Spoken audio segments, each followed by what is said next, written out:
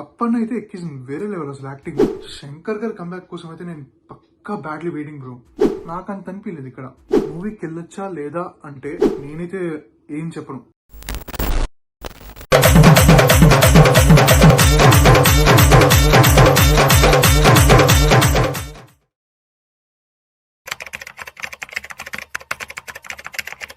Hello all and welcome back to the మిమికో channel.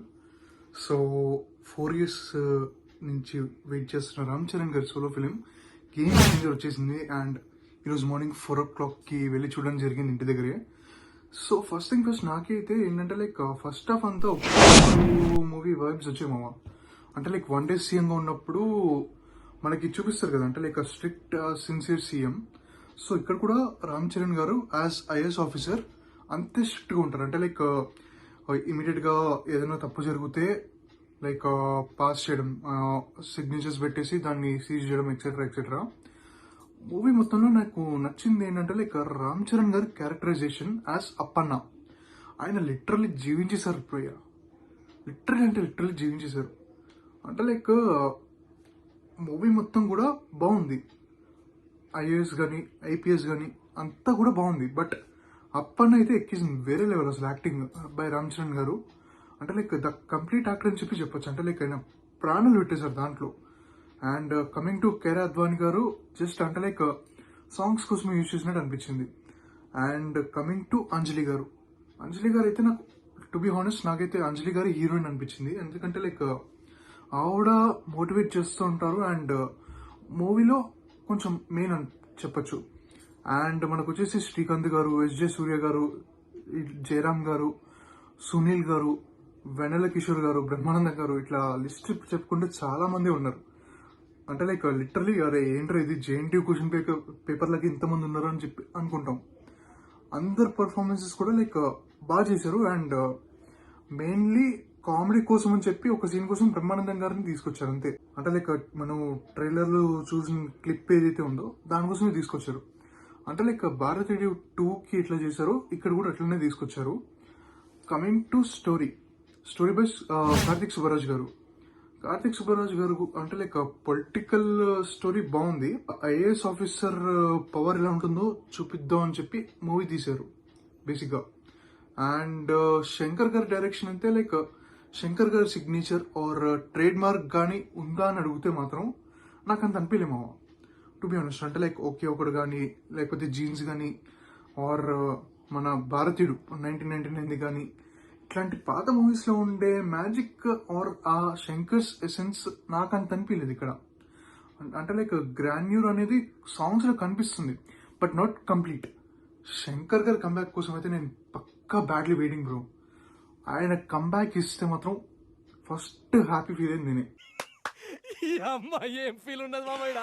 అంటే దీంతో ట్రై చేశారు బెటర్ అని చెప్పొచ్చు. అంటే ప్రీవియస్ ఫిల్మ్ భారతీయుడు 2తో కంపేర్ చేస్తే దీనిలోకి వస్తే కొంచెం బెటర్ అనిపించింది. అంటే he's trying to give a comeback. Coming to background score, Thaman scenes మొత్తం క్యారీ చేసాడు భయ్య. లిటరలీ తమన్ వల్లే కొన్ని సీన్స్ లేచినాయి. స్టోరీ ప్లాట్కి వస్తే రామ్ నందన్ యాజ్ అంటే ఫస్ట్ ఐపీఎస్ గా సెలెక్ట్ అయ్యి దెన్ ట్రయల్స్ తర్వాత ఐఏఎస్ అవుతారు. ఇంట్రొడక్షన్ సీన్ వచ్చేసి ట్రైన్ సీన్. అక్కడి నుంచి ఇంట్రో స్టార్ట్ అయ్యి మూవీ వెళ్తూ ఉంటుంది. And he comes to Vizag, his home town కి వచ్చిన తర్వాత అక్కడ ఉన్న కరప్షన్ ని క్లోజ్ చేసి తన సిటీని క్లీన్ గా ఉంచుదాం అనుకుంటారు. ఆ ప్రాసెస్ లోనే ఎస్జే సూర్య అండ్ రామ్ చరణ్ గారి face off. And coming to the interval twist భలే పెట్టారు. అండ్ దెన్ దాని తర్వాత second half is purely completely election drama. అంటే ఎలక్షన్ అప్పుడు ఎలా ఉంటుంది ఏంటి అని చెప్పి చూపించారు. రామ్ చరణ్ గారు now becomes an electoral officer. Elections అనేది ఎలా అవుతుంది, రిగ్గింగ్ ఎక్సెట్రా దీన్ని టచ్ చేశారు పాయింట్స్ అన్ని. అండ్ కమింగ్ టు ఎడిటింగ్ లో నానా హెరానా సాంగ్ ని లేపేశారు. అది కొంచెం డిసప్పాయింటింగ్ అనిపించింది. బట్ కొరియోగ్రఫీ జరగండి సాంగ్ అండ్ రా మచ్చా సాంగ్ అదిరిపోయింది భయ. లిటరలీ అదిరిపోయింది. అంటే దాంట్లో కొంచెం శంకర్ గారి గ్రాన్యూర్ అది కనిపించింది. రా మచ్చా వచ్చేసి ఏంటంటే రామ్ చరణ్ గారి ఇంట్రడక్షన్ అప్పుడు వస్తుంది. అండ్ జరగండి సాంగ్ వచ్చేసి మనకి సెకండ్ హాఫ్ లో వస్తుంది పోస్ట్ ఇంటర్వెల్. అండ్ అప్పుడు ఓవరాల్గా నా ఎక్స్పీరియన్స్ వచ్చేసి ఏంటంటే లైక్ ఫ్రెష్నెస్ అంత అనిపించలేదు ఎక్సెప్ట్ ఫర్ అప్పన్న క్యారెక్టర్. ఆ క్యారెక్టర్ ఇంత అంటే అంత కనెక్ట్ అయింది, చాలా హై ఇచ్చింది. అంటే లైక్ రొటీన్ స్టోరీని అనిపిస్తుంది మనకు చూస్తే, బట్ అప్పన్న క్యారెక్టర్ ఎందుకు సంహవ్ నాకు బాగా కనెక్ట్ అయింది. అండ్ ఫ్లాష్ బ్యాక్ పోర్షన్స్ అంటే లైక్ మనకి కాలేజ్ సీన్ చూపిస్తారు, అంటే లైక్ కొంచెం పాపడి ఇట్ సైడ్ తిప్పి కొంచెం యాంగర్ది ఉంచి. సో ఆ పోర్షన్స్ లో నాకు కొంచెం మగధీర వైబ్స్ వచ్చాయి. అంటే రామ్ చరణ్ గారిని మగధీరలో చూసినప్పుడు ఎట్లా అనిపించిందో ఇక్కడ ఎట్లా అనిపించింది. మామూలుగా అయితే మనకి ధ్రువ వైబ్స్ వస్తాయి అంటే రామ్ చరణ్ గారిని చూస్తే లుక్స్ వైజ్, ఎందుకంటే లైక్ ధ్రువలో లుక్స్ ఎలా ఉన్నాయో ఇందులో ఐఏఎస్ క్యారెక్టర్ ఇచ్చినప్పుడు అట్లనే ఉంటుంది. అండ్ కమింగ్ టు సునీల్ గారి క్యారెక్టర్, సైడ్ వాకింగ్ చేస్తారు కదా కామెడీగా. ఫస్ట్ నాకు చూసినప్పుడు ఏంటంటే లైక్ సునీల్ గారు ఇప్పుడు విలన్ క్యారెక్టర్ చేస్తున్నప్పుడు నాకు అనిపించింది ఏంటంటే ఆయన కూడా కరప్టెడ్ ఉంటాడు etcetera etcetera. But Ram Charan కి అసిస్టెంట్ గా ఉండి ఆయన నిజాయితీగా ఉంటాడు. బేసిక్ గా కరప్షన్, శంకర్ గారి ఆ టైం కరప్షన్ మూవీస్ అవి చూపించారు కదా, ఆ ట్రెండ్ లోనే వెళ్తున్నట్టు అనిపించింది.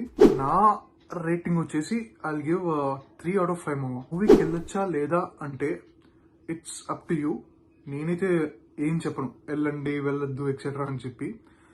మీకు గనక ట్రైలర్ ఆర్ టీజర్ అట్లాంటివి ఏమైనా నచ్చితే మీరు పక్కా వెళ్ళి చూడండి అని చెప్పి చెప్తాను. ఒక ఫ్యామిలీ ఎంటర్టైనర్ అని చెప్పి చెప్పొచ్చు. That's all for today's videos మామా. మళ్ళీ నెక్స్ట్ వీడియోలో కలుద్దాం. జై హింద్.